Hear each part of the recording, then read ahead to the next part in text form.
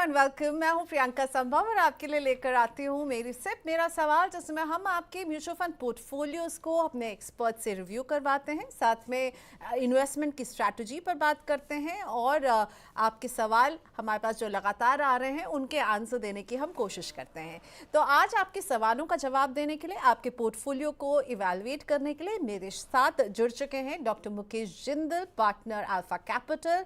Mukesh sir, thank you so much, आपने वक्त निकाला मनी 9 के लिए। और अगर आप भी मुकेश जी से बात करना चाहते हैं, उनसे अपने पोर्टफोलियो को रिव्यू करवाना चाहते हैं, तो नोट कर लीजिए कि कैसे आप हमसे कनेक्ट कर सकते हैं। हमारा व्हाट्सएप नंबर है 9311121874। ईमेल है हमारा money9query@tv9.com, या फिर आप कमेंट बॉक्स पर भी अपने सवाल हमें पोस्ट कर सकते हैं। आज हम फोकस करने वाले हैं माइक्रो कैप यूनिवर्स पर, यानी हम सब बात करते हैं large cap, mid cap, small cap, लेकिन स्मॉल कैप से भी छोटे ये माइक्रो कैप में क्या चल रहा है। क्योंकि जब हम इंडेक्सेस का रिटर्न देख रहे थे तो माइक्रो कैप इंडेक्स का रिटर्न जो है सारे ही इंडेक्सेस को बीट करता हुआ नजर आ रहा है। वो एक चार्ट है जिसमें हमें दिख रहा है कि निफ्टी 50 हो, निफ्टी नेक्स्ट 50 हो, आपका स्मॉल कैप हो, मिड कैप हो, चाहे जो हो, उसमें देखिए जिस पट्टी को हमने अलग कलर से डाला है उसका रिटर्न देखिए एक महीने का क्या रहा है,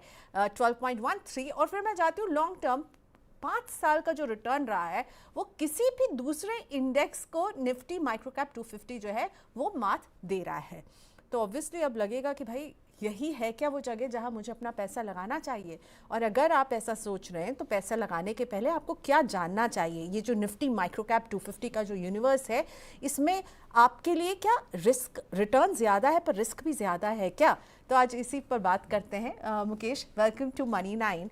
ये माइक्रो कैप 250 का रिटर्न तो एकदम धुएंधार दिख रहा है और मुझे लग रहा है कि भाई यहाँ अगर इतना अच्छा रिटर्न दे रहे हैं ये वाला जो इंडेक्स है, तो यानी क्या मुझे यहाँ पर पैसा लगाना चाहिए? मुझे क्या जानना चाहिए बिफोर आई डिसाइड कि मुझे यहाँ इन्वेस्ट करना है या नहीं? थैंक यू प्रियंका, शो में बुलाने के लिए धन्यवाद। एंड डेफिनेटली इस समय माइक्रो कैप ने काफी ज्यादा धूम मचा रखी है। मेरे को लगता है ये एक तूफान है, एक रॉकेट है। अगर आप ठीक से इसको चला लोगे तो चांद तक पहुंच जाओगे, बट ये क्रैश भी हो सकता है। तो बहुत जरूरी कि इन्वेस्टर्स इसको जाने, क्योंकि जैसे आपने चार्ट में रिटर्न दिखाया कि 5 साल में 50% का पर एनम रिटर्न है। इस इंडेक्स को किसी ने बीट नहीं किया, सबसे ज्यादा इसने रिटर्न दिया है। अब सवाल ये आता है कि ये आगे वही रिटर्न देगा कि नहीं देगा। और मेरे को थोड़ा डर भी लगता है, क्योंकि इन्वेस्टर्स जो हैं वो पास परफॉर्मेंस को देख के इन्वेस्ट कर रहे होते हैं। तो इन्वेस्टर को लगेगा माइक्रो कैप ने इतना ज्यादा रिटर्न दिया तो क्या आगे भी 50% आएगा। तो इन चीजों के बारे में मैं थोड़ा सा इन्हें समझाना चाहूंगा। बट उससे पहले जरूरी है, रिटर्न एक चीज है, पास परफॉर्मेंस एक चीज है, फंडामेंटली भी समझना जरूरी ये है क्या माइक्रो कैप, कहाँ इन्वेस्ट करते हैं। तो मैं उस चीज को एक्सप्लेन करता हूँ। देखिए, इंडिया में जितनी भी लिस्टेड कंपनी है, लगभग 4,000 लिस्टेड कंपनीज है। उसमें से जो हमारे पास इन्वेस्टमेंट ग्रेड कंपनी है, जब मैं बोलता हूँ इन्वेस्टमेंट ग्रेड जहां पे लिक्विडिटी है, वो लगभग 750 से 1,000 कंपनियां हैं। और अगर मैं इनको डिसेंडिंग ऑर्डर ऑफ साइज में अरेंज करूं, साइज मतलब कि जैसे मार्केट कैपिटलाइजेशन होता है जिससे हमें पता चलता है कंपनी का साइज क्या है, और बड़ी से छोटी अरेंज करूं, तो जो टॉप 100 कंपनीज है उनको हम कहते हैं लार्ज कैप। और generally large cap company stable रहती हैं, वो 13-14% रिटर्न देती हैं। जो मिड कैप है वो स्टॉक नंबर 101 से 250 है, और वहां पे रिटर्न हम 15 से 18 के बीच एक्सपेक्ट करते हैं। और जो स्मॉल कैप है वहां स्टॉक नंबर 251 से 500 है, और वहां पे रिटर्न हम 18 से 20 के आसपास करते हैं। और जो माइक्रो कैप है वहां पे स्टॉक नंबर आ गया 501 से 750। और उसमें क्या होता है, जो हमारी लॉन्ग टर्म एक्सपेक्टेशन होती है, क्योंकि छोटी कंपनी है तो वोलेटिलिटी ज्यादा होती है, तो वहां पे जो रिटर्न हम एक्सपेक्ट करते हैं 20 से 23% के आसपास। नाउ ये रिटर्न ज्यादा क्यों देती हैं कंपनीज? तो एक रिसर्च के हिसाब से एक फैक्टर है साइज फैक्टर। साइज फैक्टर का मतलब क्या होता है, जो जितनी ज्यादा छोटी कंपनी होगी उनमें वोलेटिलिटी ज्यादा होगी, फ्लक्चुएट ज्यादा करेगी। जब मार्केट गिरेगी तो गिरेंगे भी ज्यादा और चढ़ेंगे भी ज्यादा। तो साइज फैक्टर एक प्रूव्ड फैक्टर है, और ये इंडिया में बहुत ज्यादा रेलेवेंट है। तो इसके हिसाब से छोटी कंपनीज ज्यादा रिटर्न देने की पोटेंशियल है। और इंडिया में क्या है, इंडिया एक ग्रोइंग इंटरप्राइज, एक ग्रोइंग कंट्री है, और यहाँ पे काफी ऑन्टरप्रेन्योर्स हैं जो नए नए बिजनेस लाते रहते हैं, तो माइक्रो कैप उसमें वो काफी कैप्चर करता है, जहां से ज्यादा ग्रोथ का पोटेंशियल आता है।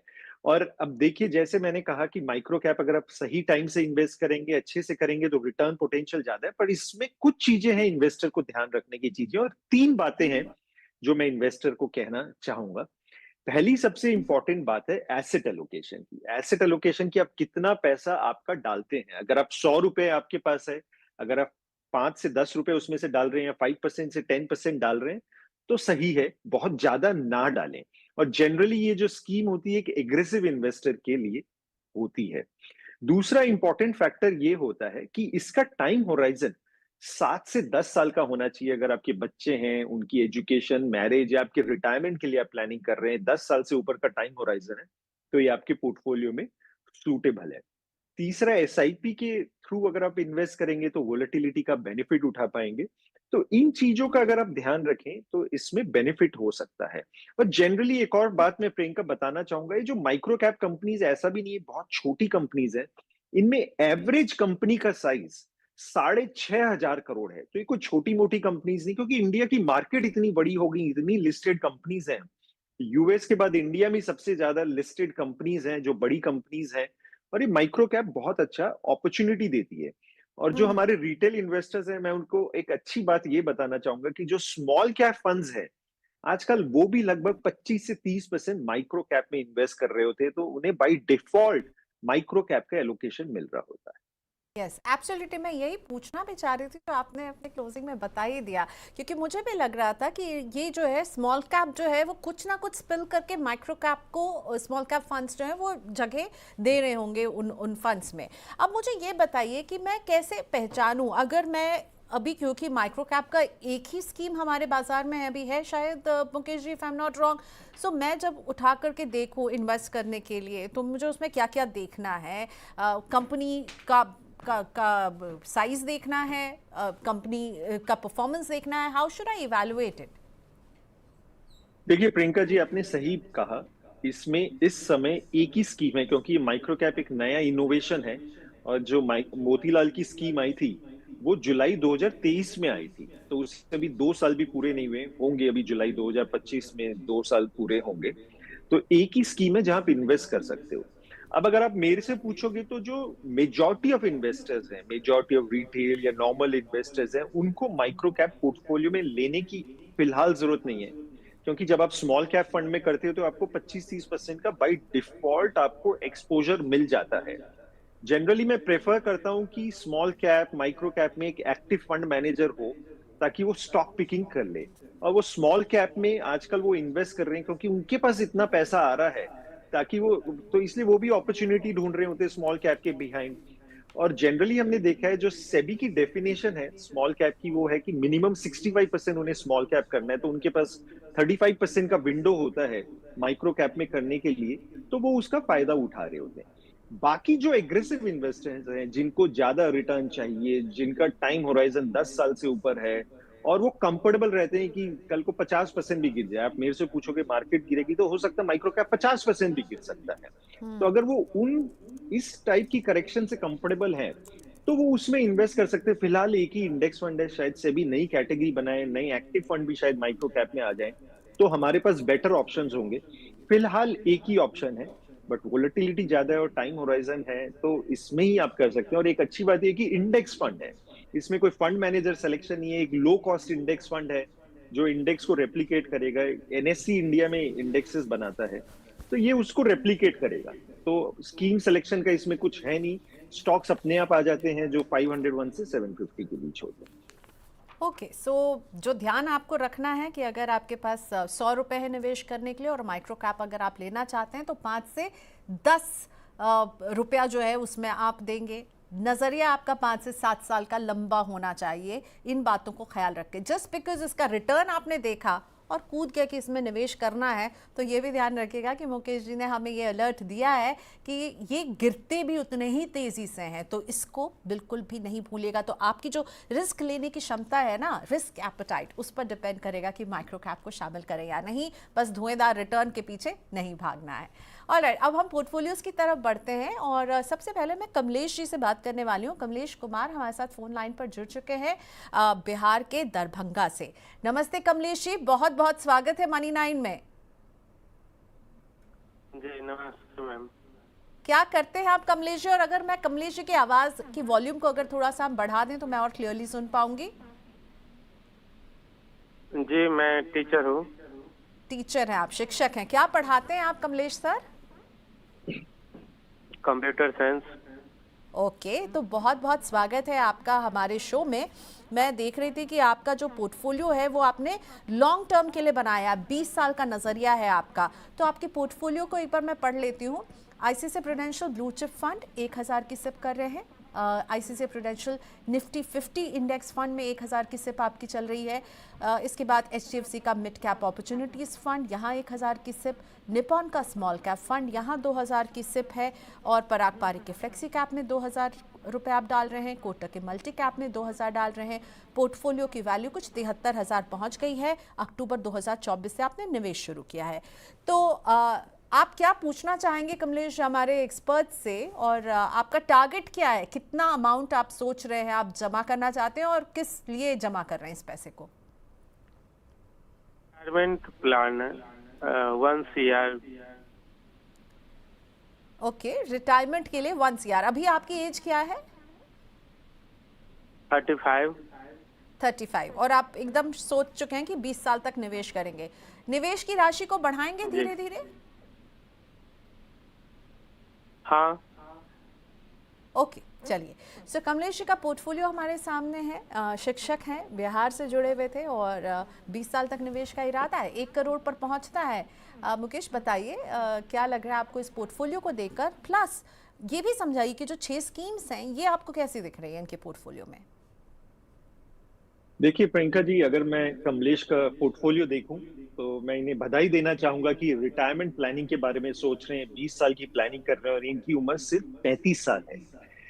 रिसर्च के हिसाब से इंडिया में 90% लोग रिटायरमेंट की प्लानिंग नहीं करते हैं, वो सोचते नहीं है, और जब रिटायरमेंट का टाइम आता है तो काफी प्रॉब्लम आती है। तो रिटायरमेंट के लिए जो प्लानिंग कर रहे हैं कमलेश जी सही डायरेक्शन में है। इन्होंने बताया ये एसआईपी इन्होंने अक्टूबर 2024 में स्टार्ट की है। तो मैं इन्हें बताना चाहूंगा कि आपने एसआईपी बहुत अच्छे टाइम में स्टार्ट की है, क्योंकि अक्टूबर के बाद मार्केट गिर रही थी और फिर बाउंस बैक हुई है। तो काफी आपकी जो बाइंग हुई है वो गिरे हुए मार्केट में हुई है, जिससे रिटर्न अच्छे आएंगे वाले टाइम में। अब इन्होंने बताया कि इन्हें जो कॉर्पस बनाना है, 1 करोड़ का कॉर्पस बनाना है 20 साल में, और इनकी जो एसआईपीज फिलहाल चल रही है वो 9,000 चल रही हैं। अगर मैं ये मान के चलूं कि इनके पोर्टफोलियो में 14% का रिटर्न आ जाता है, अगर हम पास रिटर्न देखें लास्ट 5 साल से, तो मार्केट चढ़ ही रही है, बट मेरे को लगता है आने वाले 15-20 साल में इंडियन मार्केट अच्छा करेंगी तो 14% का रिटर्न निकल सकता है। तो इनका पोर्टफोलियो लगभग 1 करोड़ 20 लाख हो जाता है, जो कि इनकी रिक्वायरमेंट से ज्यादा है। तो बधाई हो कमलेश जी, आपके रिटायरमेंट गोल अच्छे से पूरे हो सकते हैं। अब इसमें एक और बात कमलेश जी क्या है, आप टीचर हैं, आपकी इनकम भी बढ़ेगी क्योंकि इंडिया ग्रो कर रहा है। तो जैसे से अगर आप इनकम बढ़ रही है वैसे ही आप स्टेप अप एसआईपी करें। हर साल अपनी एसआईपी एक परसेंटेज से बढ़ाइए, चाहे 10%, 5%, 15%। तो आपका पोर्टफोलियो बड़ा बन जाता है। और मैं आपको एक और डेटा बताना चाहूंगा कि अगर आप स्टेप अप एसआईपी 10% से करेंगे तो लगभग 10 साल बाद आपका जो पोर्टफोलियो है, 20 साल बाद आपका पोर्टफोलियो 1.2 करोड़ नहीं 2 करोड़ के पास होगा। तो काफी अच्छा कॉर्पस आप बना लोगे। अब मैं आपके पास स्कीम्स की अगर बात करूं तो आपने 6 स्कीम सेलेक्ट कर रखी है। मेरे को नहीं लगता 6 स्कीम्स की जरूरत है, उसे हम और सिंप्लीफाई कर सकते हैं। एंड आपने एक इंटरेस्टिंग चीज पूछी कि इसमें पोर्टफोलियो में ओवरलैप है कि नहीं है। तो जो 2 हमारे पास स्कीम्स, एक आईसीआईसीआई प्रूडेंशियल ब्लू चिप है और आईसीआईसीआई प्रूडेंशियल निफ्टी 50 है, मेरे को लगता है इनमें ओवरलैप है, क्योंकि दोनों लार्ज कैप में कर रहे होते हैं। एंड मेरे को नहीं लगता कि इसमें हमें 2 की जरूरत है। तो आप ICICI prudential blue chip fund जो है उसमें आप एसआईपी स्टॉप कर सकते हैं। ब्लू चिप फंड एक अच्छा फंड है, बट क्योंकि सिंप्लीफिकेशन की भी जरूरत है और आने वाले टाइम में मेरे को लगता है कि लार्ज कैप में इंडेक्स फंड बेटर होंगे, तो इसलिए मैं आपको रिकमेंड कर रहा हूँ कि जो आपका आईसीआईसीआई प्रूडेंशियल निफ्टी 50 है उसमें आप कंटिन्यू करिए। उसके अलावा एक आपने एचडीएफसी मिड कैप फंड उठा रखा है। अब एचडीएफसी मिड कैप एक सबसे पुराना फंड है मिड कैप कैटेगरी में और उसकी अच्छी परफॉर्मेंस है। बट अच्छी जब परफॉर्मेंस होती है तो उसमें पैसा भी बहुत ज्यादा आता है। तो इस समय मिड कैप का जो एचडीएफसी की स्कीम है उसमें एयूएम 75,000 करोड़ हो गया है, जो कि काफी ज्यादा एयूएम है। और मिड स्मॉल में होता क्या है, जब स्कीम का एयूएम बड़ा हो जाता है तो फंड मैनेजर को दिक्कत होती है मिड स्मॉल कंपनीज में इन्वेस्ट करने के लिए। तो वो बहुत सारी कंपनीज में इन्वेस्ट भी नहीं कर पाते हैं, जिसकी वजह से रिटर्न हिट होता है। तो मैं इन्हें सजेस्ट करूंगा कि एचडीएफसी मिड कैप की जगह ये कुछ और करें। ये कंसिडर कर सकते हैं इन्वेस्को का, मिड कैप से आप उसको रिप्लेस कर सकते हैं। बाकी आपके पास निपॉन का स्मॉल कैप, पराग पारिक, कोटक मल्टी कैप है, ये सब अच्छे फंड्स हैं। आपके पास 5 फंड रह जाएंगे अगर आप आईसीआईसी प्रूडेंशियल ब्लू चिप को बंद कर देंगे और एचडीएफसी मिड कैप को इन्वेस्को मिड कैप से रिप्लेस कर देंगे। इन पांचों स्कीम में आप बराबर करिए तो मेरे को लगता है कि आपका गोल बड़े अच्छे से पूरा हो जाएगा। और स्टेप अप करना जरूर याद रखिए।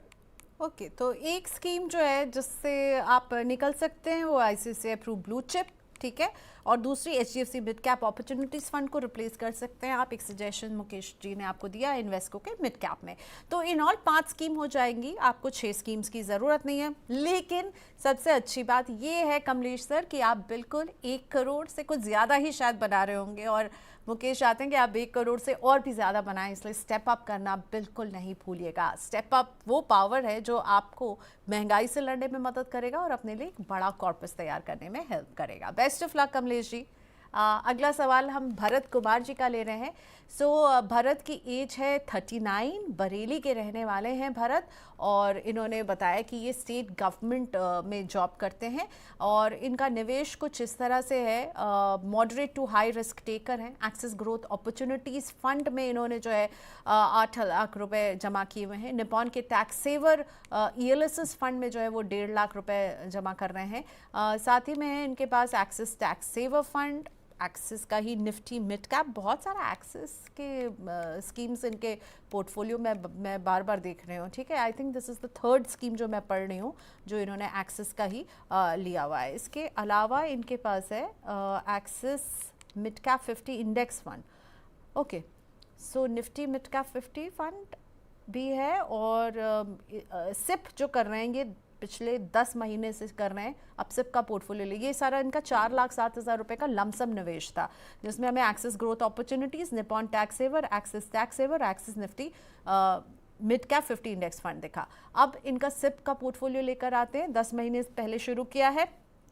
Motilal large and mid cap fund 1250 की सिप।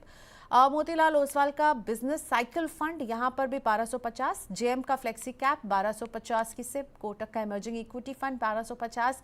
बंधन का स्मॉल कैप 1250। कोटक का मल्टी कैप 1250। एक अच्छी बात जो है, एनपीएस में 22,000 रुपये हर महीने ये निवेश कर रहे हैं भरत जी। सुकन्या समृद्धि योजना में 2,000 रुपये निवेश कर रहे हैं पिछले 9 साल से। 20 लाख जोड़ना है 8 साल के बाद बच्चे की पढ़ाई के लिए, यह है गोल 1। गोल 2, 20 लाख जोड़ना है 18 साल बाद बच्चे की शादी के लिए। Goal number 3, 2.5 crore for retirement after 23। तो इन्होंने गोल 1, 2, 3 करके स्पेसिफाई किया है कि ये निवेश कहाँ करेंगे। तो बिटिया के लिहाज से उन्होंने जो एक एक्स्ट्रा चीज़ वो जो कर रहे हैं वो एसएसवाई है, सुकन्या समृद्धि, और खुद के रिटायरमेंट के लिए एनपीएस। मुझे ये 2 स्टेप भरत जी आपके पोर्टफोलियो में बहुत अच्छे लग रहे हैं। Mukesh, over to you. Bharat ji के पोर्टफोलियो में आप कुछ बदलना चाहेंगे? देखिए प्रियंका जी, अगर भरत जी के पोर्टफोलियो की बात करें तो मुझे कई चीजें इसमें अच्छी लगी। एक अच्छी बात यह है कि इन्होंने गोल प्लानिंग की है, डॉटर की एजुकेशन, मैरिज, रिटायरमेंट, सारी इन्होंने प्लानिंग की है। और जो बाकी व्यूअर्स है मैं उन्हें ये कहना चाहूंगा कि गोल प्लानिंग बहुत जरूरी है। आप गोल लिख लेते हो, उसकी प्लानिंग कर लेते हो, तो इन्वेस्टमेंट्स को आप उसी हिसाब से अलाइन कर सकते हो। मेरे को लगता है जैसे आप प्लानिंग करोगे डेफिनेटली वो मैनिफेस्ट होता है और वो गोल भी पूरे होते हैं। तो गोल प्लानिंग एक बहुत अच्छी एक्सरसाइज है। क्योंकि भरत जी एक गवर्नमेंट एम्प्लॉय है, उनका पैसा एनपीएस में जा रहा है, तो अच्छी बात यह है कि काफी सेविंग्स अपने आप इन्वेस्टमेंट्स में चैनलाइज हो जाती है। तो एक एनपीएस जनरली अच्छी इन्वेस्टमेंट रहती है। बाकी जो सेविंग्स है मैं भरत जी को रिकमेंड करूंगा ज्यादा से ज्यादा आप इक्विटी में डालें, high return high risk instrument में करें, क्योंकि लॉन्ग टर्म में वो रिटर्न अच्छा ही देती है। क्योंकि जो गवर्नमेंट ऑफिसर्स होते हैं, गवर्नमेंट एम्प्लॉयज होते हैं, उनकी जॉब स्टेबल है, उनकी जो फ्यूचर इनकम की जो विजिबिलिटी है वो बहुत हाई है, तो यहाँ पे वो रिस्क ज्यादा ले सकते हैं। तो सबसे पहले मैं इनकी गोल प्लानिंग के बारे में बात करना चाहूंगा। अब अगर हम इनको देखें कि इनका जो पोर्टफोलियो लगभग इस समय 7 लाख के आसपास करंट पोर्टफोलियो है, लमसम और एसआईपी का जो पोर्टफोलियो है। पहला इन्होंने जो गोल बताया कि इनको जो डॉटर की एजुकेशन के लिए चाहिए 20 लाख के आसपास चाहिए। तो हमने कैलकुलेट करके देखा कि अगर इसी हिसाब से ये एसआईपी करते रहेंगे, पोर्टफोलियो बढ़ता रहेगा, 14% का रिटर्न आ जाता है, तो लगभग ये पोर्टफोलियो 32 लाख का होगा। तो यहाँ से बच्चे की एजुकेशन का खर्चा बड़ी आसानी से निकल जाता है। अब दूसरे गोल की बात करें, इन्होंने बताया 20 लाख चाइल्ड की मैरिज के लिए चाहिए।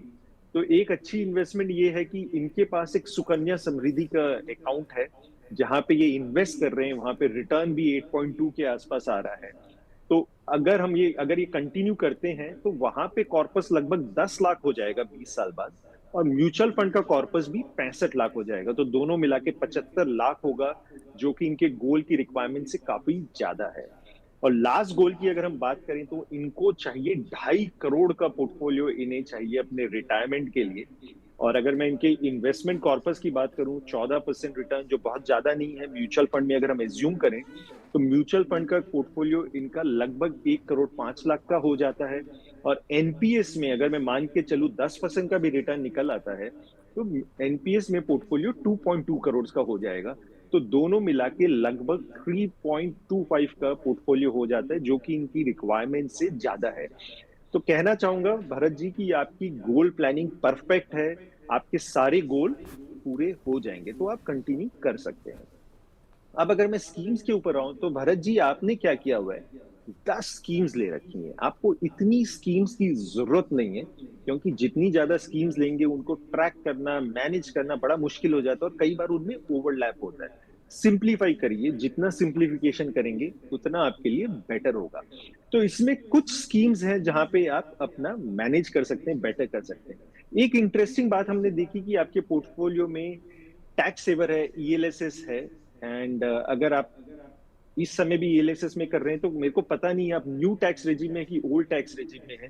न्यू टैक्स रेजिम में ईएलएसएस का कोई टैक्स बेनिफिट नहीं है 80C में, तो न्यू में अगर हो तो उसको आप बंद कर सकते हैं।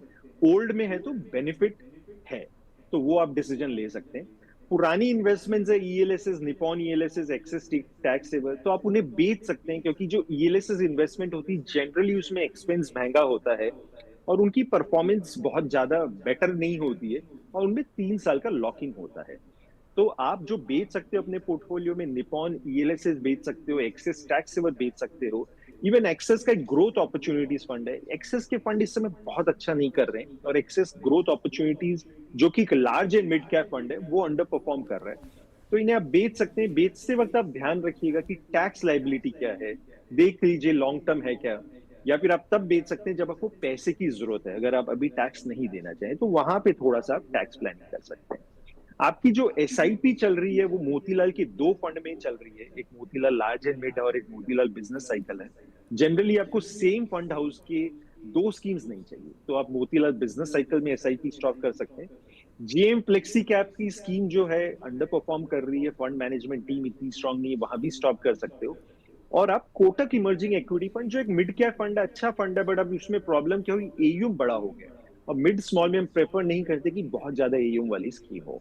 तो ये 3 स्कीम्स में आप एसआईपी जो है स्टॉप कर सकते हैं। मैं सिर्फ आपको 5 स्कीम बताऊंगा जहां पे आप इन्वेस्ट करें और आप एसआईपी करें, और वो आपकी पार्ट ऑफ द कई स्कीम आपके पोर्टफोलियो में ऑलरेडी है। जैसे Motilal large and mid cap आप कर लीजिए, बंधन का स्मॉल कैप कर लीजिए, कोटक मल्टी कैप है, और एक्सिस निफ्टी मिड कैप आपके पास इंडेक्स फंड है। ये चारों ऑलरेडी आपके पास है, इन्हें आप कंटिन्यू करिए। और एक फंड जो कि एक इंडेक्स फंड है, एचडीएफसी बीएससी 500 इंडेक्स फंड, इसको आप ऐड कर लीजिए।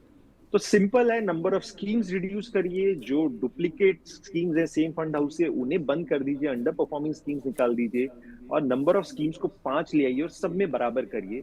तो मेरे को लगता है आपका पोर्टफोलियो सिंपल और बेटर हो जाएगा। ओके, सो थोड़ा सा जो है आपके वो जो फंड्स हैं, जो टैक्स सेवर फंड्स है ना, वहाँ से निकलने की सलाह है, और पूरा एक ओवरऑल तो मुकेश ने आपके पोर्टफोलियो के लिए कर ही दिया है। तो भरत जी, मैं उतना कुछ रिपीट करने में कहीं कुछ गड़बड़ी ना कर दूं, इसलिए मैं रिपीट नहीं करूंगी। कुछ मिस किया है तो हमारे इस कन्वर्सेशन को थोड़ा सा पीछे ले जाइएगा और सुन लीजिएगा। ऑलराइट, अभी हम सुमित से बात करने वाले हैं जो हमारे साथ जुड़ चुके हैं फोन लाइन पर। हेलो सुमित जी, नमस्ते, स्वागत है आपका मनी 9 में। कहाँ से बोल रहे हैं? गाजियाबाद से। क्या करते हैं आप सुमित जी? प्राइवेट सेक्टर में जॉब करते हैं। प्राइवेट सेक्टर में जॉब करते हैं। चलिए आपका पोर्टफोलियो लेकर आते हैं, फिर पूछते हैं आप कितने समय तक निवेश करेंगे। पराग पारिक का फ्लेक्सी कैप 4000 की सिप है सुमित जी की इसमें।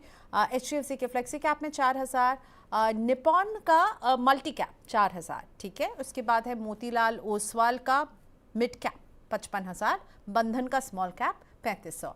सुमित जी जरा बताइए किस लक्ष्य के लिए आप ये निवेश कर रहे हैं, कब शुरू किया, थोड़ा बताइए अपने बारे में। कैप में स्टार्ट किया था मैंने वेल्थ क्रिएशन के लिए। जो मेरा टाइम होराइजन वो 25 to 30 ईयर के लिए है।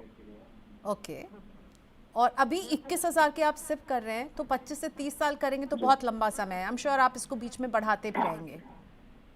जी ओके, चलिए, तो वेल्थ क्रिएशन जो है वो उस पर नज़र है सुमित की। 21,000 की सिप कर रहे हैं, फरवरी में शुरुआत किया है।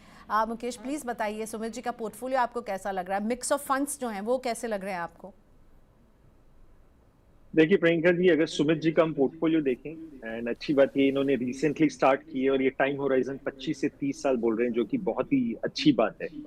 अब इन्होंने 5 स्कीम सेलेक्ट की हैं, जिसमें से 2 फ्लेक्सी कैप है, पराग पारिक फ्लेक्सी कैप और HDFC फ्लेक्सी कैप। एक निपॉन का मल्टी कैप फंड लिया है और मोतीलाल का मिड कैप, और इन्होंने एक स्मॉल कैप फंड भी जो लिया है, बंधन स्मॉल कैप फंड लिया है। तो अगर आप मेरे से पूछोगे तो पोर्टफोलियो की स्ट्रक्चरिंग बहुत अच्छी है। स्ट्रक्चरिंग ऐसे अच्छी है कि इन्होंने स्मॉल मिड ले लिया है, जहां पे उन्हें एक्सपोजर मिल जाएगा। फ्लेक्सी कैप के थ्रू, मल्टी कैप के थ्रू इन्हें ज्यादा से ज्यादा एक्सपोजर लार्ज कैप में भी मिल जाएगा और वहां से थोड़ा मिड स्मॉल भी निकल आएगा। तो अगर मैं एलोकेशन देखूंगा तो लगभग 50% ऑफ द पोर्टफोलियो इनका जो है लार्ज कैप में होगा, बाकी 50 मिड स्मॉल में होना चाहिए। तो काफी बैलेंस पोर्टफोलियो है। स्कीम सारी टॉप परफॉर्मिंग है। मेरे को नहीं लगता है इन्हें इस स्कीम्स में कुछ चेंज करने की जरूरत है। और काफी बार प्रियंका जी मैं आपके शो में आता हूं तो मेरे को इतने परफेक्ट पोर्टफोलियो दिखते हैं, मेरे को लगता है कि ये बहुत बढ़िया इन्वेस्टर्स हैं। काफी आपने फाइनेंशियल लिटरेसी के ऊपर काम किया है। एंड इन्होंने बोला 25-30 साल का इनका गोल है। अगर ये अपनी SIP कंटिन्यू करें तो 25 साल बाद इनका पोर्टफोलियो 5.25 करोड़ का हो जाता है। बहुत बड़ा रकम हो जाती है। और अगर ये स्टेप अप SIP कर लें 10% से, तो 25 साल बाद ये पोर्टफोलियो 10.5 करोड़ का हो जाएगा। तो स्टेप अप 10% से करेंगे, जो कि क्योंकि सबकी इनकम बढ़ती है, तो काफी अच्छा खासा पोर्टफोलियो बन जाता है। तो सजेशन यही है, कंटिन्यू करते रहिए, आप सही जगह हैं। SIP करिए, स्टेप अप SIP करिए और आपके सारे गोल पूरे हो जाएंगे। वाह, बहुत अच्छा लगा। थैंक यू मुकेश, आपने जो शब्द कहे हमारे लिए। और हमें भी अच्छा लगता है जब ऐसे पोर्टफोलियो आते हैं। जैसे देखिए हमारे एक्सपर्ट कहते हैं कुछ चेंज करने की ज़रूरत नहीं है, और सुमित जी के पोर्टफोलियो में तो अच्छी बात यह है कुछ चेंज करने की ज़रूरत नहीं है। लॉन्ग टर्म हराइजन है, तो 5 करोड़ तो बन रहे हैं 25 से 30 साल में, और स्टेप अप करेंगे तो इसको ठीक डबल बना पा रहे होंगे। तो मेनी कंग्रेचुलेशन सुमित जी, निवेश करते रहिए। अब कुछ हम YouTube से लाइव क्वेश्चन भी पिक कर लेते हैं, नहीं तो YouTube वाले हमारे व्यूअर्स नाराज हो जाएंगे। जय प्रकाश कुमार जी का पोर्टफोलियो लेकर आ रही हूँ। कुल सिर्फ ये 6,000 रुपए की कर रहे हैं जय प्रकाश, और कहाँ कर रहे हैं ये बता देते हैं आपको मुकेश। SBI का कॉन्ट्रा फंड जहाँ 1,000 की सिप कर रहे हैं, HDFC के मिड कैप अपॉर्चुनिटीज फंड में 1,000 की सिप है, ICICI के ब्लू चिप फंड में 1,000 की सिप कर रहे हैं, पराग पारिक का फ्लेक्सी कैप 2,000 की सिप यहाँ, और इनकी जो आखिरी स्कीम है वो है टाटा का स्मॉल कैप। तो एक कॉन्ट्रा फंड SBI का है, HDFC का मिड कैप है, ICICI का ब्लू चिप है, पराग पारिक का फ्लेक्सी कैप है और टाटा का स्मॉल कैप है। जयप्रकाश जो है ये निवेश 15 इयर्स के लिए करेंगे, 15 साल का नजरिया है, और रिटायरमेंट के लिए इन पैसों को वो निवेश कर रहे हैं। बताइए आपको कैसा लग रहा है इनका पोर्टफोलियो? देखिए प्रियंका जी, अगर इनके पोर्टफोलियो की बात करें तो काफी अच्छा पोर्टफोलियो है। 6 स्कीम्स हैं, सारी अलग अलग इन्होंने ली हैं। And ICICI blue chip, Parag Parikh, contra, HDFC mid cap, Tata small cap, इनके पास सारे फंड्स अच्छे हैं। इसमें मेरे को ये भी लगता है कि क्योंकि अभी पोर्टफोलियो ज्यादा है तो बहुत ज्यादा इन्हें स्कीम्स लेने की जरूरत नहीं है। अगर ये कोई चेंज नहीं भी करेंगे तो चलेगा, बट अगर ये सिंप्लीफाई करना चाहें, और जो मेरा रिकमेंडेशन भी होगा, तो ये नंबर ऑफ स्कीम्स जो हैं रिड्यूस कर सकते हैं। तो इसमें आप चाहें तो एक मिड कैप, एक स्मॉल कैप और एक पारंपरिक फ्लेक्सी कैप ले लोगे, 3 स्कीम से भी आपका काम चल जाएगा। आपने जो एसबीआई कॉन्ट्रा या आईसीआईसी ब्लू चिप ले रखी, इसकी जरूरत नहीं है आपको, क्योंकि इनके चलते हो क्या रहा है कि आपका पोर्टफोलियो ज्यादा लार्ज कैप में हो रहा है। एक चीज मैं व्यूअर को बताना चाहूंगा, व्यूअर्स को, कि ये जो फ्लेक्सी कैप स्कीम्स होती है, मल्टी कैप स्कीम्स होती है या फोकस फंड्स होते हैं, जनरली इसमें आप देखोगे तो आपको 70% तक लार्ज कैप मिलते हैं, क्योंकि इनका पोर्टफोलियो साइज भी इतना बड़ा हो जाता है कि ये लार्ज कैप नहीं कर पाते हैं। फ्लेक्सी कैप बहुत ज्यादा फ्लेक्सी नहीं कर पाता। तो ये ज्यादा फ्लेक्सी कैप होने से या मल्टी कैप फंड होने से पोर्टफोलियो लार्ज कैप की तरफ टिल्ट हो जाता है। और अगर आपका पोर्टफोलियो का टाइम होराइजन 10, 15, 20 साल है, तो ये रिलेटिवली फिर परफॉर्मेंस को स्लो डाउन कर देते हैं ज्यादा लार्ज कैप। तो मेरे को लगता है कि आप लार्ज, मिड, स्मॉल में थोड़ा बैलेंस कर सकते हो, लार्ज की तरफ थोड़ा सा रिड्यूस कर सकते हैं। तो यही सजेशन है। ठीक है, चलिए, थैंक यू अपना सवाल भेजने के लिए जयप्रकाश। और एक बार क्विकली बता देते हैं आप हमारे शो से कैसे कनेक्ट कर सकते हैं। व्हाट्सएप नंबर आपको दिखा देते हैं 9311211874। ये है मनी 9 का व्हाट्सएप नंबर। कई लोग पूछ रहे हैं कि हम आपको कैसे कॉल कर सकते हैं, तो आपको कॉल करने की ज़रूरत नहीं है। आप हमें व्हाट्सएप पर अपना नंबर और पोर्टफोलियो भेजिए, हम आपको कॉल करेंगे, ठीक है। ईमेल भी कर सकते हैं आप अपने क्वेश्चंस को money9query@tv9.com। एक्स, फेसबुक और यूट्यूब के कमेंट बॉक्स के जरिए भी अपने क्वेश्चन हमें पहुंचाइए। फेसबुक पर भी आप ये शो लाइव देख पा रहे होंगे, तो वहाँ पर भी अगर कोई सवाल है तो हमें भेजते रहिए। और अगर आप सिर्फ आते हैं और हमारा शो देखकर चले जाते हैं तो ये बहुत ही अन्याय होगा, इसीलिए मनी 9 के यूट्यूब चैनल को ज़रूर सब्सक्राइब करें अगर अभी तक आपने नहीं किया है। और आपने अगर सब्सक्राइब कर लिया है तो big thank you so much. अब कुछ लाइव क्वेश्चन जैसा मैंने प्रॉमिस किया था यूट्यूब से मैं पिक कर रही हूँ। सोनू जी का पिक कर रही हूँ। सोनू जी हैं वाराणसी के, और इन्होंने बताया कि ये एचडीएफसी के फ्लेक्सी कैप फंड में 1000 की सिप कर रहे हैं, मोतीलाल ओसवाल के मिड कैप फंड में 1000 की सिप कर रहे हैं, निपॉन इंडिया के स्मॉल कैप फंड में 1000 की सिप कर रहे हैं, और आईसीआईसीआई प्रूडेंशियल के मल्टी एसेट फंड में 1000 की सिप कर रहे हैं। तो सब में 1-1000 करके 4 स्कीम सोनू जी ने चुनी है और 20 साल का इनका नजरिया है। आपको इनका पोर्टफोलियो कैसा लग रहा है मुकेश? एक फ्लेक्सी कैप है, एक मिड कैप है, एक स्मॉल कैप है और एक मल्टी एसेट है। डाइवर्सिफिकेशन के लिहाज से ये पोर्टफोलियो कैसा है? देखिए प्रियंका जी, जैसे मैंने शुरू में कहा, आपके जो व्यूअर्स हैं वो बहुत अच्छा पोर्टफोलियोज ला रहे हैं, परफेक्ट पोर्टफोलियो ला रहे हैं। कई बार एक्सपर्ट्स की, एडवाइजर्स की जरूरत नहीं होती। अगर मैं सोनू जी के पोर्टफोलियो की बात करूंगा तो इन्होंने एक एचडीएफसी फ्लेक्सी कैप लिया है जो लार्ज कैप है भी और उसकी परफॉर्मेंस अच्छी है। मोतीलाल मिड कैप इस समय top performing mid cap fund है जो इन्हें अच्छा खासा मिड कैप में भी एक्सपोजर दे रहा है। एंड इनके पास एक स्मॉल कैप फंड भी है, एंड स्मॉल कैप फंड भी इनके पास अच्छा है। मेरे को एक अच्छी बात ये लगी कि इन्होंने एक मल्टी एसेट फंड भी उठाया है। मल्टी एसेट फंड इसलिए इंटरेस्टिंग हो जाता है क्योंकि उसमें इक्विटी, डेट के अलावा गोल्ड भी आ जाती है, रीड्स भी आ जाती हैं, और वहां पे थोड़ा सा रिटर्न की स्टेबिलिटी रहती है, क्योंकि कभी जब इक्विटी मार्केट डाउन होती है तो गोल्ड ऊपर होता है, तो वो हेज आपको दे देता है। तो जनरली ये पोर्टफोलियो बहुत अच्छा है क्योंकि लार्ज कैप है भी, फ्लेक्सी कैप है, मिड कैप है, स्मॉल कैप है, जो कि ग्रोथ ओरिएंटेड है, लॉन्ग टर्म में वो ज्यादा रिटर्न देगा। और मल्टी एसेट फंड में 3 टाइप के एसेट क्लास में फंड मैनेजर को इन्वेस्ट करना ही पड़ता है, जिसकी वजह से बाय डिफॉल्ट इनके पास जो फंड इन्वेस्टर है उसमें इक्विटी, डेट, गोल्ड का भी एक्सपोजर आ जाता है। कई बार सिल्वर भी फंड मैनेजर उठा लेते हैं। तो मेरे को लगता है स्टेबल पोर्टफोलियो है, अच्छा पोर्टफोलियो सोनू जी ने बनाया है, इसमें कोई चेंज करने की जरूरत नहीं। क्या बात है। वाराणसी से हमारा शो देखते हैं, खुद से पोर्टफोलियो क्रिएट किया है और अच्छा पोर्टफोलियो क्रिएट किया है। बहुत बहुत बधाई सोनू जी। निवेश की गाड़ी यूं ही बढ़ाते रहिएगा, ठीक है। अभी 4000 कर रहे हैं, अगले साल कोशिश कीजिएगा 5000 कर सकें, उसके अगले साल 6000। अब हम बात करने वाले हैं डॉक्टर सतीश कुमार मेरे साथ जुड़ चुके हैं फोन लाइन पर। नमस्ते सतीश जी, कहाँ से बोल रहे हैं? नमस्ते मैडम। नमस्ते, बहुत स्वागत है सर। आप कहाँ से बोल रहे हैं, कौन से शहर से जुड़े हैं? मैडम मैं भरतपुर राजस्थान से बोल रहा था।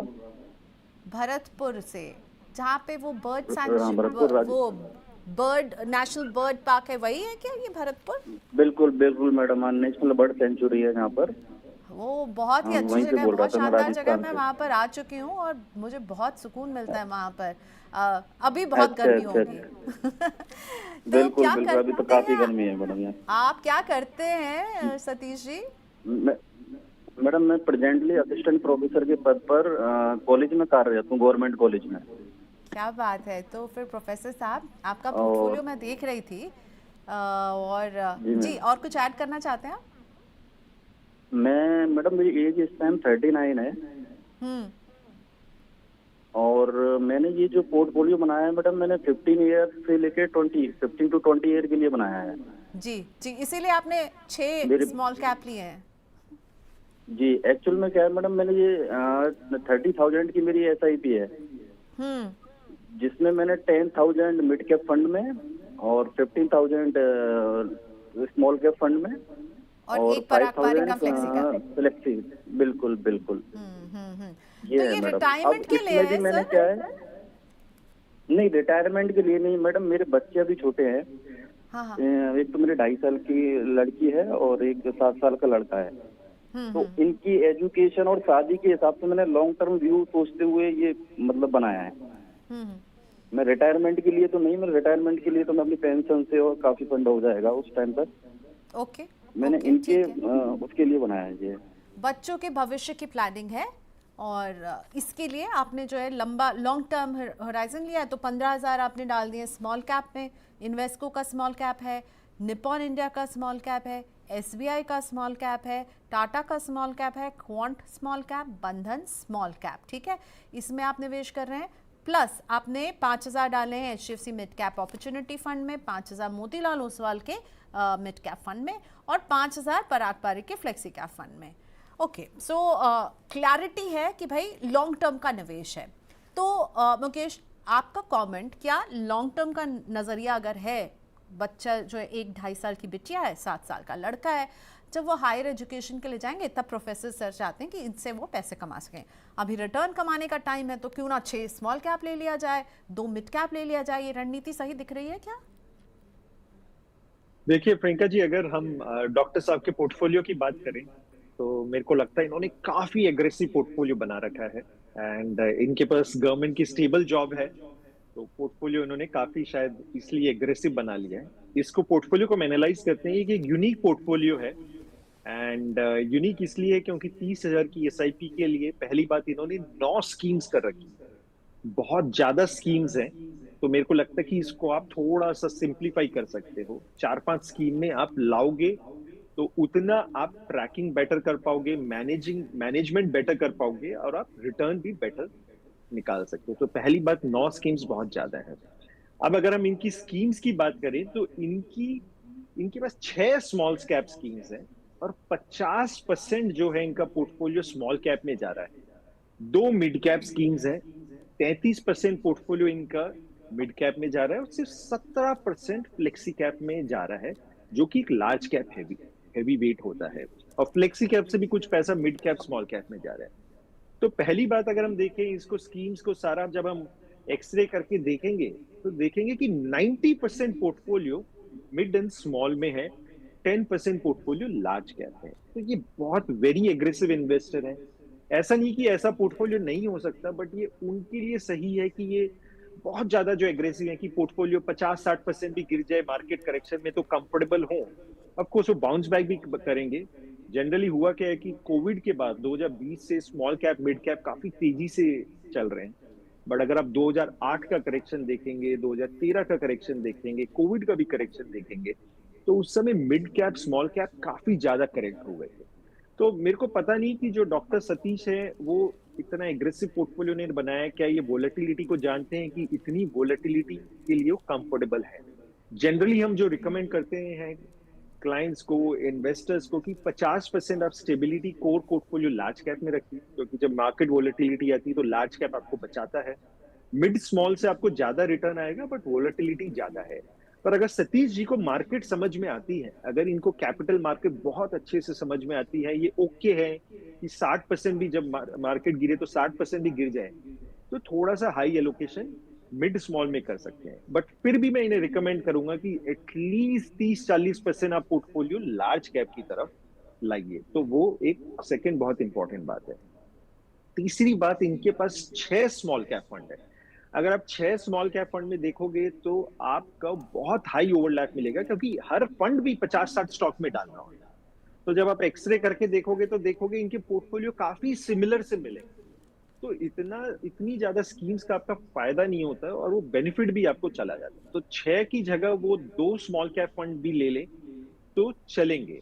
तो इन 6 में से जो मैं इनको रिकमेंड करूंगा कि ये जो 2 स्मॉल कैप ले लें, इन्वेस्को का एक स्मॉल कैप ले लें। वो इन्वेस्को के फंड्स इस समय बहुत अच्छा कर रहे हैं। जो उनके CIO हैं, चीफ इन्वेस्टमेंट ऑफिसर ताहिर बादशाह, काफी अच्छी उनकी परफॉर्मेंस है। तो एक इन्वेस्को का स्मॉल कैप कर सकते हैं और एक बंधन का स्मॉल कैप कर सकते हैं। बंधन भी इस समय अच्छा कर रहा है। इनके पास 2 मिड कैप फंड्स है, मेरे को नहीं लगता 2 की जरूरत है, उसको आप एक कर लीजिए। मोतीलाल का मिड कैप कर लीजिए। मोतीलाल की फंड मैनेजमेंट टीम भी बहुत अच्छी है। पराग पारिक है आपके पास जो कि एक स्टेबल फंड है, उसको आप कंटिन्यू करिए। और एक आप HDFC का BSE 500 इंडेक्स फंड ऐड कर लीजिए जिसमें 70% लार्ज कैप होता है। तो जो मैं आपको रिकमेंड कर रहा हूँ सिर्फ 5 स्कीम रिकमेंड कर रहा हूँ, 2 स्मॉल कैप, एक मिड कैप, एक फ्लेक्सी कैप और एक HDFC का BSE 500 जो लार्ज कैप हैवी है। तो इससे आपका पोर्टफोलियो सिंप्लीफाई होगा, स्टेबल होगा और लार्ज कैप में की वजह से स्टेबिलिटी आएगी। तो ये थोड़े से सजेशन है। ओके, सो सतीश सर, प्रॉब्लम सिर्फ ये है कि आपका पोर्टफोलियो बहुत एग्रेसिव दिख रहा है और अगर जब मार्केट का डाउन टर्न होगा ना तो आपको बहुत ज़्यादा नुकसान होगा।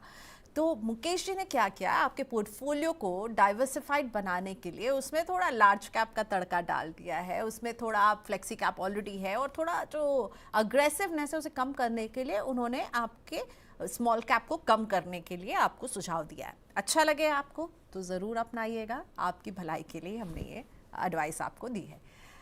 कविता बिष्ट का क्वेश्चन मैं पिक कर रही हूँ और मुझे लगता है इसमें मुझे भी थोड़ी सी क्लैरिटी चाहिए होगी। मुकेश, आपकी हेल्प ज़रूर पड़ेगी। सो कविता ने हमें सुपर चैट पे ये सवाल पूछा है कि स्ट्रक्चर्ड प्रोडक्ट्स क्या होते हैं, क्या इसमें इन्वेस्टमेंट करना चाहिए? मेरे पास 4.5 लाख रुपए हैं, मुझे 3 साल के लिए इन्वेस्ट करना है, कहाँ करना चाहिए? तो एक बात है कि 4.5 लाख रुपए 3 साल के इन्वेस्ट करना है और स्ट्रक्चर प्रोडक्ट्स, क्या ये SIF की बात कर रही हैं, स्पेशलाइज्ड इन्वेस्टमेंट फंड, या स्ट्रक्चर्ड प्रोडक्ट्स कुछ और होते हैं मुकेश जी? देखिए प्रियंका, स्ट्रक्चर प्रोडक्ट्स की हम बात करें तो जो स्ट्रक्चर प्रोडक्ट्स होते हैं वो NBFCs इशू कर रहे होते हैं। जो वेल्थ मैनेजमेंट कंपनीज हैं उन्हें वो लोग इशू कर रहे होते हैं। जनरली इंडिया में जो लोग इशू कर रहे होते हैं वो एडलवाइज, इनक्रेड, ये सब लोग इशू कर रहे होते हैं। इनमें एक मिनिमम टिकट साइज होता है, कोई 5 लाख, कोई 10 लाख का होता है। और इस स्ट्रक्चर प्रोडक्ट में होता क्या है कि वो आपको निफ्टी लिंक रिटर्न देंगे या इंडेक्स रिटर्न लिंक रिटर्न देंगे किसी फॉर्मूला के बेसिस पे, और आपको कैपिटल प्रोटेक्शन या डाउनसाइड प्रोटेक्शन का भी एक स्ट्रक्चर होता है।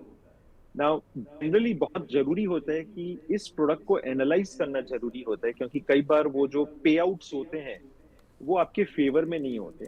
और उससे बड़ी इंपॉर्टेंट बात है, क्योंकि ये पेपर एक NBFC जो नॉन बैंकिंग फाइनेंस कंपनी है वो इशू कर रही होती है, तो इनकी क्रेडिट रेटिंग होती है। क्रेडिट रेटिंग बताती है कि वो कंपनी का जो पेपर है या कंपनी वो डिफॉल्ट करेगी नहीं करेगी। और इनमें credit rating AAA, AA+, AA ऐसी रेटिंग्स होती हैं। इस समय मैं इन्वेस्टर्स को बताना चाहूंगा कि कोई भी NBFC ऐसी नहीं है जो AAA है और स्ट्रक्चर प्रोडक्ट्स इशू कर रही है। जो भी इस समय आपको मार्केट में स्ट्रक्चर प्रोडक्ट्स मिलेंगे उनकी रेटिंग आपको खराब मिलेगी, AA, A, BB, जहां पे डिफॉल्ट रिस्क बहुत हाई होता है। तो मैं इन्वेस्टर्स को सजेस्ट करूंगा कि आप स्ट्रक्चर प्रोडक्ट से दूर रहें फिलहाल। पहली बात ये है। दूसरा, अगर आप करना भी चाहें तो एलोकेशन बहुत जरूरी है, एसेट एलोकेशन बहुत जरूरी है।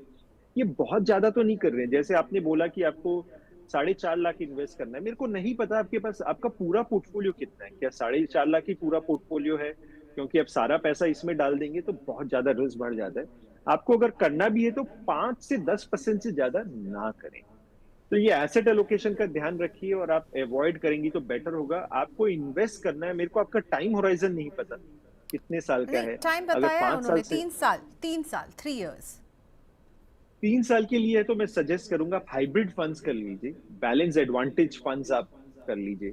ICICI का बैलेंस एडवांटेज, कोटक का बैलेंस एडवांटेज है, एडलवाइज का बैलेंस एडवांटेज फंड है। ये अच्छे, इसमें मिक्स ऑफ इक्विटी और डेट होता है और इसमें फंड मैनेजर इक्विटी डेट का एलोकेशन चेंज करता रहता है।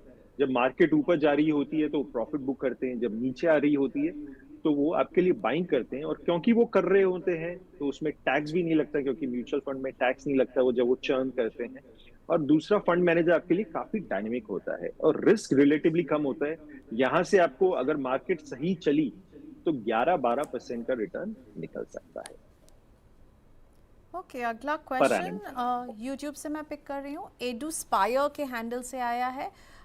इन्होंने कहा PPFMF, तो मैं मान के चल रही हूँ ये पराग पारेख का फ्लेक्सी कैप होगा जिसमें 2500 का निवेश है इनका। क्वांट के लार्ज एंड मिड कैप में 1500 की सिप कर रहे हैं। मोतीलाल ओसवाल के मिड कैप में 1500 की सिप है और बंधन के स्मॉल कैप में 1000 की सिप है। पिछले 1 साल से निवेश कर रहे हैं और 30 साल तक निवेश करने का इरादा है। तो मैं एक बार रिपीट कर देती हूँ मुकेश आपके लिए, पराग पारेख का फ्लेक्सी कैप, क्वांट का large and mid cap, Motilal Oswal का मिड कैप और प्लस इनके पास है बंधन का स्मॉल कैप।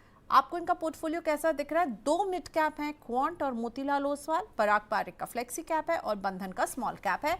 1 साल पहले ही निवेश शुरू किया इन्होंने।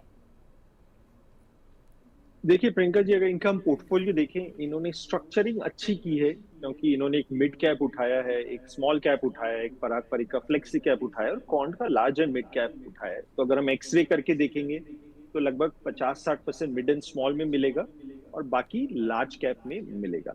अगर फंड्स के परफॉर्मेंस की बात करें तो पराग पारेख का जो फ्लेक्सी कैप फंड है, मोतीलाल का मिड कैप और बंधन स्मॉल कैप इस समय टॉप परफॉर्मिंग फंड है, ये इसमें कंटिन्यू कर सकते हैं। क्वांट का अगर मैं फंड की बात करूं तो वो थोड़े टाइम से अंडर परफॉर्म कर रहा है क्योंकि अभी उसमें सेबी की इंक्वायरी चल रही है, इनसाइडर ट्रेडिंग की। उनके फंड हाउस के फंड मैनेजर है वो अच्छे हैं, संदीप टंडन जी का काफी अच्छा पास्ट ट्रैक रिकॉर्ड है, बट जब से इंक्वायरी चल रही है तो इसमें फ्लोज कम हो गए हैं और इन्वेस्टर को देखना चाहिए ज्यादा फ्लोज का है क्योंकि ज्यादा हमने जनरली देखा है कि जिस फंड हाउस में ज्यादा पैसा आ रहा आता है उसमें स्कीम्स भी उनकी अच्छी परफॉर्म कर रही है। क्योंकि since quant large and mid cap में सेबी की इंक्वायरी चल रही है और परफॉर्मेंस भी इतनी अच्छी नहीं आ रही, तो मैं इनको सजेस्ट करूंगा कि इसमें आप अपनी SIP स्टॉप कर दें। इसके बदले आप HDFC BSE 500 इंडेक्स फंड को ऐड कर लें, जो कि एक लो कॉस्ट इंडेक्स फंड है जिसमें 70% large cap, 20% mid cap, 10% small cap है। तो लार्ज कैप हैवी है, लो कॉस्ट इंडेक्स फंड है। इनफैक्ट आप मेरे से पूछोगे एक फंड अगर किसी इन्वेस्टर को ऐड करना है, इतने फंड्स नहीं करने, एक ही फंड से काम चल जाए, तो एक वो BSE का 500 इंडेक्स फंड होता है क्योंकि आपको पूरा मार्केट मिल जाता है। और US वगैरह में तो जो S&P 500 इंडेक्स फंड है वो बहुत पॉपुलर है। तो बस ये एक छोटा सा चेंज है, बाकी तो सब ठीक है इनके पोर्टफोलियो। चलिए अगला पोर्टफोलियो पीयूष का पिक कर रहे हैं लाइव से यूट्यूब से। पीयूष जी की एज है 32, सिप कर रहे हैं 52,000 का, ठीक है। गोल है 1.5 करोड़ 12 साल में। निपॉन लार्ज कैप और निपॉन स्मॉल कैप दोनों में 10-10 हज़ार की सिप है।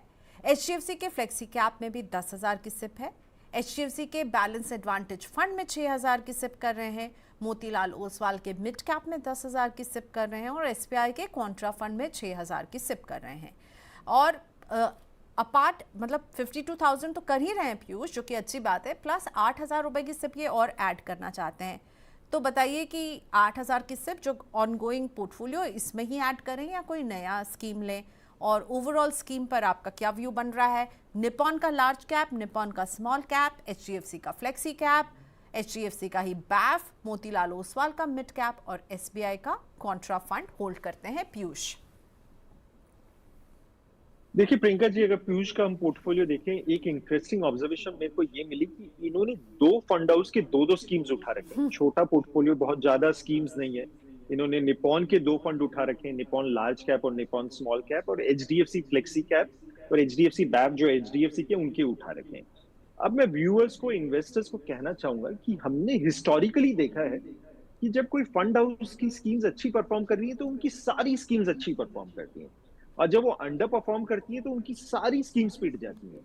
उसका कारण ये होता है कि जो वहां का चीफ इन्वेस्टमेंट ऑफिसर्स हैं या फंड मैनेजर हैं, वो एक मैंडेट के अंदर इन्वेस्ट करते हैं। उनका स्टाइल होता है, या तो वो वैल्यू फंड हाउस है या ग्रोथ है, और जब वो थीम चल रही है तो उनकी सारी स्कीम्स चल रही होती है क्योंकि उन्होंने सिमिलर पोर्टफोलियो बना के रखे होते हैं। वैल्यू फंड हाउस अगर है तो वैल्यू स्टॉक्स उठाता है।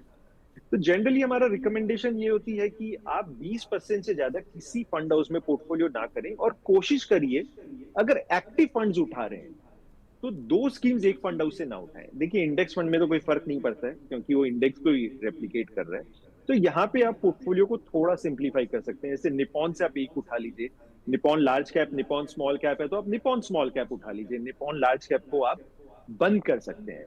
वैसे ही एचडीएफसी फ्लेक्सी कैप और एचडीएफसी आपके पास बैफ है, बैलेंस एडवांटेज फंड है, तो उसमें आप एचडीएफसी फ्लेक्सी कैप उठा लीजिए, क्योंकि जनरली दोनों बहुत लार्ज कैप हेवी हैं, तो वहां पे आपका एक काम चल जाएगा। फिर आपके पास मोतीलाल का मिड कैप है जो एक अच्छा फंड है, और आपके पास एसबीआई कॉन्ट्रा फंड है। तो आपके पास 4 फंड हो जाएंगे, तो इन 4 से आपका काम चल जाएगा। और मेरे को नहीं लगता कि आपको 4 के अलावा ज्यादा स्कीम्स की जरूरत है, और इनमें आप बराबर कर लीजिए। पर अगर आप फिर भी स्कीम ऐड करना चाहेंगे तो मैं आपको डाइवर्सिफाइड फंड, इंडेक्स फंड कराना चाहूंगा, low cost fund, HDFC BSc 500 index fund. And ये क्योंकि इसमें कोई एक्टिव फंड मैनेजर की जरूरत नहीं है और आपके पास 4 एक्टिव फंड्स हैं, तो पैसिव फंड भी ऐड करना जरूरी है। मेरे से आप पूछोगे तो passive fund specially large caps के लिए बहुत इंपॉर्टेंट हो जाते हैं, क्योंकि अल्फा निकालना आजकल बड़ा मुश्किल हो गया है। तो 2 स्कीम्स आप बंद कर दीजिए ताकि स्कीम्स का ओवरलैप कम रहे, और एक इंडेक्स फंड आप ऐड कर सकते हैं। तो थोड़ा सा ये चेंज है पीयूष जी। और आप एसआईपी कर रहे हैं, स्टेप अप करिए। जितना स्टेप अप करोगे तो 25 साल में स्टेप अप जब आप करते हो 10% से, तो जो पोर्टफोलियो बनता है वो डबल हो जाता है। तो सिंपल सी स्ट्रैटेजी है, कंटिन्यू करिए और वेल्थ क्रिएशन का एंजॉय करिए। 8,000 रुपए जो उनको इंक्रीज करना है वो इसी में करें या कोई और स्कीम ऐड करें, आप क्या कहेंगे? देखिए प्रियंका जी, मैंने कहा कि इन चारों में ही आप उतना ही प्रोपोर्शनली ऐड कर लीजिए, और अगर ये करना चाहते हैं तो एचडीएफसी का बीएससी 500 इंडेक्स फंड में आप कर सकते हैं। Okay, so you're a big fan of passive funds, index funds. तो मुकेश जी अपनी इस लाइन को नहीं जोड़ते हैं कि करना ही है तो आप एक पैसिव फंड ऐड कीजिए। चलिए, महेश लंगड़े जी का सवाल मैं पिक कर रही हूँ यूट्यूब से। तो महेश जी निवेश कर रहे हैं पराग पारी के फ्लेक्सी कैप में 10,000 की सिप कर रहे हैं। कुछ स्कीम महेश जी क्वांट के स्मॉल कैप में, इन्होंने अमाउंट नहीं लिखा, मैं मान के चल रही हूँ 10,000। मोतीलाल ओसवाल के मिड कैप में 10,000, एचडीएफसी के रिटायरमेंट सेविंग फंड में 5,000, मोतीलाल के माइक्रो कैप 250 इंडेक्स फंड में भी 5,000 का निवेश कर रहे हैं। ठीक है, इनकी एज अभी है 40 और 15 साल तक निवेश करेंगे, और महाराष्ट्र के यवतमाल से इन्होंने हमें ये अपना क्वेश्चन भेजा है। थैंक यू महेश जी, बहुत अच्छा लगता है जब आप लोग स्पेसिफाई करते हैं किस शहर से, तो हमें भी पता चलता है कि कहाँ से लोग हमारे साथ जुड़ रहे हैं। तो महेश जी का ये पोर्टफोलियो है, 5 स्कीम है, और 5वीं स्कीम है मोतीलाल का माइक्रो कैप 250 इंडेक्स फंड, जिसमें 5,000 की सिप कर रहे हैं। 15 साल का नजरिया है इनका। प्रियंका जी, अगर महेश जी का पोर्टफोलियो देखें तो मुझे काफी अच्छा लगा कि इन्होंने माइक्रो कैप में किया हुआ है, एंड माइक्रो कैप नई इनोवेशन है, और हमने शुरू में माइक्रो कैप के बारे में भी डिस्कस किया था। काफी एग्रेसिव इन्वेस्टमेंट है। इनफैक्ट मेरा पर्सनल पोर्टफोलियो भी माइक्रो कैप में सबसे ज्यादा है, क्योंकि मेरा टाइम होराइजन 15-20 साल है। और मैं महेश जी को ये भी कहना चाहूंगा, अगर 15-20 साल तक ये इन्वेस्ट करेंगे माइक्रो कैप में, तो होपफुली सारी स्कीम्स में से माइक्रो कैप में ज्यादा रिटर्न आएगा। तो अच्छी चॉइस है। अब अगर मैं इनके पोर्टफोलियो के बारे में डिस्कस करूं तो पोर्टफोलियो अच्छा है इनका, बहुत ज्यादा इसमें चेंजेस की जरूरत नहीं है। पराग पारिक फ्लेक्सी कैप एक टॉप परफॉर्मिंग फंड है। क्वांट स्मॉल कैप के बारे में बात करूं, थोड़ी देर पहले भी, इससे पहले वाले सवाल में भी हमने क्वांट के बारे में डिस्कस किया था। क्वांट में जैसे मैंने बताया थोड़ी सी प्रॉब्लम चल रही है, सेबी की इंक्वायरी चल रही है इनसाइडर इंफॉर्मेशन की, जिसकी वजह से फ्लोज कम हो गए, उनकी स्कीम्स भी अंडर परफॉर्म कर रही हैं। 2 फंड मैनेजर अच्छे हैं, काफी सालों से ट्रैक रिकॉर्ड है, बट मैं अवॉइड करता हूं ऐसे फंड हाउसेस को स्कीम्स में जहां इश्यूज चल रहे हैं, क्योंकि कई बार वो इश्यूज बड़े जब हो जाते हैं तो काफी ज्यादा वो पोर्टफोलियो को हिट करते हैं। तो मैं इन्हें रिकमेंड करूंगा कि ये क्वांट का स्मॉल कैप फंड जो है उसमें एसआईपी स्टॉप कर दें, और बंधन का स्मॉल कैप फंड आप उसको ऐड कर सकते हैं उसकी जगह। बंधन के स्मॉल कैप फंड इस समय अच्छी परफॉर्मेंस दे रहा है, उसकी फंड मैनेजमेंट टीम भी अच्छी है, और बाकी जो पोर्टफोलियो है आपके पास वो परफेक्ट है, उसमें कुछ चेंज करने की जरूरत नहीं है। मिड कैप फंड भी आपके पास अच्छा है, एचडीएफसी का रिटायरमेंट सेविंग्स भी है, वो भी आप कंटिन्यू कर सकते हैं। तो आपके पास मिड, स्मॉल, माइक्रो, लार्ज सारे कवर हो जाते हैं, पूरा यूनिवर्स आपने कवर कर लिया है। तो बस एक कौन स्मॉल कैप को आप चेंज कर लीजिए, बाकी परफेक्ट है। ओके, सो बहुत बढ़िया महेश जी, अच्छा पोर्टफोलियो बनाया है। बस एक क्वांट को लेकर अभी हाल फिलहाल में नियर टर्म में हमने चिंताएं देखी हैं, वही आपको चेंज करने की सलाह दे रहे हैं मुकेश। साई प्रवीण का क्वेश्चन सुपर चैट में, thank you so much Sai अपना कॉन्फिडेंस दिखाने के लिए। और साई के क्वेश्चन को ले लेते हैं। 3 स्कीम्स हैं साई जी के पास। ICICI India equity fund of fund, जिसमें 10,000 की सिप है। आईसीआईसीआई फोकस्ड फंड 10,000 की सिप और कोटक का निफ्टी नेक्स्ट 50 फंड जिसमें 5,000 की सिप, तो 25,000 की सिप कर रहे हैं। 3 स्कीम्स चुना है। 20 साल का नजरिया साई प्रवीण का। मुकेश जी, आप कहेंगे 20 साल के लिए ये पोर्टफोलियो ठीक है इसमें, या आपको चेंज करेंगे आप? हाँ, थोड़ा सा अगर मैं देखूं तो इन्होंने 2 आईसीआईसी की फंड्स उठा रखे हैं इन्होंने। एंड क्योंकि जैसे मैंने शुरू में कहा कि जब आप ज्यादा स्कीम एक ही फंड हाउस के उठा लेते हो तो जो चल रहे होते हैं तो सारे ही चल रहे होते हैं, जब गिर रहे होते हैं अंडर परफॉर्म करते हैं, और 66% इनका आईसीआईसी में लगा हुआ है। तो मैं इनको सजेस्ट करूंगा कि आईसीआईसी में एक स्कीम ये बंद कर दें। अब क्योंकि इनका टाइम होराइजन लंबा है तो इस पोर्टफोलियो में मैं मिड और स्मॉल ऐड करना चाहूंगा। मैं चाहूंगा कि 50% पोर्टफोलियो मिड और स्मॉल कैप में हो, तो इनको मैं रिकमेंड करूंगा कि आप मोतीलाल का मिड कैप ऐड करिए और बंधन का स्मॉल कैप आप ऐड करिए। इन्होंने लार्ज कैप के लिए निफ्टी नेक्स्ट 50 लिया है, जो कि एक अच्छा इंडेक्स है, एग्रेसिव इंडेक्स है, लार्ज कैप है, बट वो टॉप 50 स्टॉक्स को कंसीडर नहीं करता। तो मैं इन्हें रिकमेंड करूंगा कि वो निफ्टी नेक्स्ट 50 की जगह इनको सेलेक्ट करना चाहिए निफ्टी टॉप 100 इंडेक्स। एक्सेस का है और भी फंड हाउसेस के हैं, तो किसी भी फंड हाउस का, प्रेफरेबली एक्सेस या आईसीआईसी का भी है, उसमें आप जो टॉप 100 इंडेक्स है वो आप ले लेंगे तो आपका पूरा लार्ज कैप कवर हो जाता है। और जो आईसीआईसी की एक स्कीम है, किसी दोनों में से कोई भी एक स्टॉप कर दीजिए। तो सिंपल से चेंज है, आपके पास 4 पोर्टफोलियो रह जाएंगे, एक मिड कैप, एक स्मॉल कैप, लार्ज कैप के लिए मैंने टॉप 100 किया और एक आईसीआईसी का फोकस रख लीजिए। तो ये फंड जो है आप 4 थोड़े से चेंजेस कर लीजिए तो रिटर्न बेटर आ जाएगा आपके पास। ओके, सो आखिरी क्वेश्चन एक पोर्टफोलियो नहीं है बट बहुत ही इंटरेस्टिंग क्वेश्चन है कृष्णा का, और मुझे लगता है कि मुकेश आपसे ये ज़रूर मैं पूछूं। ये पूछ रहे हैं कि 10 लाख रुपए इमरजेंसी फंड के तौर पर इन्होंने तैयार किया है और इसको कहाँ उन्हें रखना चाहिए, जो एफडी से बेटर ऑप्शन क्या हो सकता है, इसको कहाँ वो इन्वेस्ट करें। ये इमरजेंसी फंड का पैसा है तो लिक्विडिटी चाहिए, एक्सेसिबिलिटी चाहिए कि तुरंत इसे विड्रॉ कर पाएं, और एफडी अगर नहीं करना चाहते हैं तो मुकेश आपको क्या लगता है 10 लाख रुपए इमरजेंसी फंड के कहाँ पार्क करने चाहिए? देखिए प्रियंका जी, ये बहुत ही इंटरेस्टिंग सवाल है और हमारे पास काफ़ी क्लाइंट्स पूछते रहते हैं क्वेरी, क्योंकि इन्होंने इमरजेंसी वर्ड यूज़ किया। तो इमरजेंसी के लिए कितने देर में आपको पैसा चाहिए वो बहुत इंपॉर्टेंट हो जाता है। सबसे जो लिक्विड इन्वेस्टमेंट होती है ऑफकोर्स वो बैंक अकाउंट है या एफडी इन्वेस्टमेंट है, क्योंकि आप वहां पैसा तुरंत निकाल सकते हो। आप किसी भी डेट फंड में करोगे तो पैसा 1 वर्किंग डे के बाद आता है। तो बेटर है आप एफडी कर लो या बैंक अकाउंट में रखो। प्रॉब्लम एफडी में क्या आती है, अगर आपने 1 साल की एफडी करी है और उससे पहले तोड़ते हो तो वो एग्जिट चार्जेस लगा देते हो और आपको कम इंटरेस्ट देते हैं।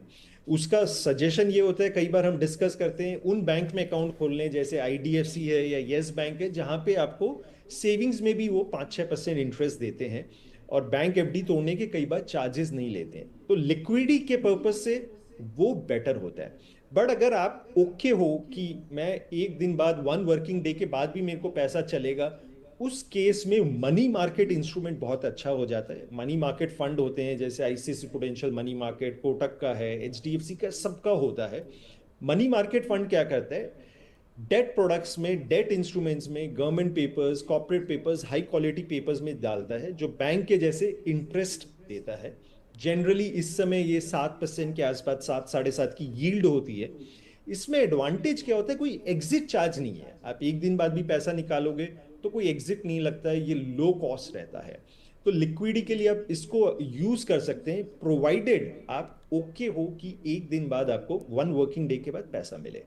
लास्ट सिचुएशन कब बनती है, अगर इन्वेस्टर जो है हाई टैक्स ब्रैकेट में, 33% टैक्स ब्रैकेट में, क्योंकि money market fund, fix deposit में ये फुल्ली टैक्सेबल होते हैं एज पर टैक्स स्लैब, तो बहुत ज्यादा टैक्स लग जाता है। तो वहां पे आप आर्बिट्राज फंड भी कंसिडर कर सकते हैं। आर्बिट्राज फंड भी जो है 6.5, 7.5 की यील्ड दे रहा होता है। एंड उसमें एडवांटेज ये होता है कि इक्विटी का टैक्स लगता है। 1 साल पहले तोड़ेंगे तो 20% टैक्स है, 1 साल बाद 12.5% का टैक्स होता है। बस उसमें प्रॉब्लम ये आती है कि उसमें कई आर्बिट्राज फंड में 1 महीने का एग्जिट लोड है और पैसा 2 वर्किंग डेज के बाद आता है। तो आप अपनी रिक्वायरमेंट के हिसाब से पार्क कर सकते हैं या आप डिस्ट्रीब्यूट भी कर सकते हैं। कुछ बैंक एफडी में कर लीजिए, कुछ मनी मार्केट में कर लीजिए, कुछ आर्बिट्राज में कर लीजिए, डिपेंडिंग आपको कौन सा प्रोडक्ट सूट करता है।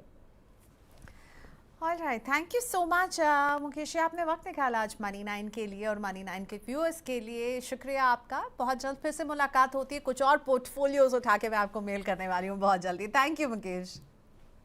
Thank you, thanks a lot Priyanka, thank you to audience as well. बिल्कुल, सो आप लोगों का साथ है इसीलिए हम ये शो कर रहे हैं। और देखिए आपके पोर्टफोलियोज अब जो है पहले से कितने बेहतर बनते जा रहे हैं। हमारे सारे एक्सपर्ट्स कह रहे हैं कि आपके शो में जो पोर्टफोलियोज आ रहे हैं उनमें क्या ही कहे, कुछ गलती जो है बहुत मुश्किल से मिल रही है।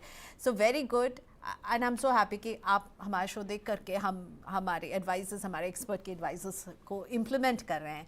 तो सवाल भेजते रहिए और मनी 9 के यूट्यूब चैनल को अगर सब्सक्राइब नहीं किया है तो प्लीज़ कर लीजिएगा। अगर आप हमारा शो देखते हैं, अच्छा लगता है, आप अपने सवाल हमें भेज रहे हैं व्हाट्सएप के ज़रिए, हमें रीच आउट करें ईमेल के ज़रिए। नंबर्स आपके सामने, ईमेल एड्रेस आपके सामने। पर मेरी रिक्वेस्ट ये है कि बस शो देखकर मत जाइए, यूट्यूब चैनल को सब्सक्राइब भी ज़रूर कर लीजिएगा। थैंक यू सो मच आज हमारे साथ जुड़ने के लिए। कल होती है मुलाकात। Bye bye.